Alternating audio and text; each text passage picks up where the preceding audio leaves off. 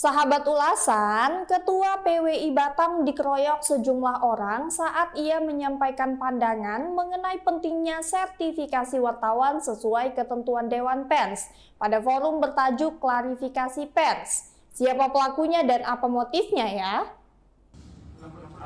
Semua wartawan itu emang harus masuk PWI. Saya garis bawahi sekarang ya. Kami dari PWI tidak pernah memaksakan siapapun untuk masuk PWI. Yang mau bergabung silakan. Tapi jangan ada keluar kalimat seperti itu tadi.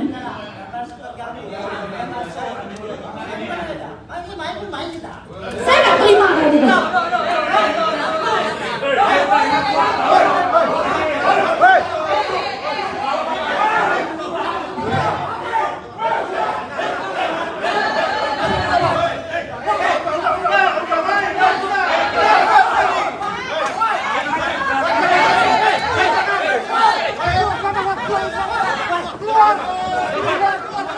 Kasus dugaan pengeroyokan terhadap Ketua PWI Kota Batam M. Kafi Asari menjadi atensi utama Polresta Barelang. Setelah menerima laporan dugaan pengeroyokan, Polresta Barelang saat ini tengah melakukan proses penyelidikan. Kapolresta Barelang Kombes Pol Zainal Arifin menyatakan bahwa kasus ini menjadi prioritas untuk segera diungkap. Ia menegaskan, terdapat unsur tindak pidana dalam insiden tersebut. Saat ini korban tengah diperiksa oleh penyidik setelah sebelumnya belum bisa dimintai keterangan karena masih dirawat di rumah sakit. Dalam laporan awal, ada 4 orang sebagai terduga pelaku, sementara 2 orang dilaporkan menjadi korban. Pada tahap awal, laporan dibuat oleh rekan-rekan korban, dan hari ini pihak kepolisian mulai memeriksa langsung M. Kafi. Zainal juga mengungkapkan bahwa pihaknya masih menelusuri latar belakang penyelenggaraan forum tersebut dan memastikan proses penyelidikan dilakukan menyeluruh, termasuk dengan langkah-langkah teknis kepolisian. Memang ada tindak pidana di situ. Hari ini kita periksa korban karena pada saat baru pelaporan itu korban belum bisa dimintai keterangan karena masih dirawat di rumah sakit. Kasus dugaan pengeroyokan terhadap Ketua PWI Kota Batam M. Kafi Asari menjadi atensi utama Polresta Barelang. Setelah menerima laporan dugaan pengeroyokan, Polresta Barelang saat ini tengah melakukan proses penyelidikan. Kapolresta Barelang Kombes Pol Zainal Arifin menyatakan bahwa kasus ini menjadi prioritas untuk segera diungkap. Ia menegaskan, terdapat unsur tindak pidana dalam insiden tersebut.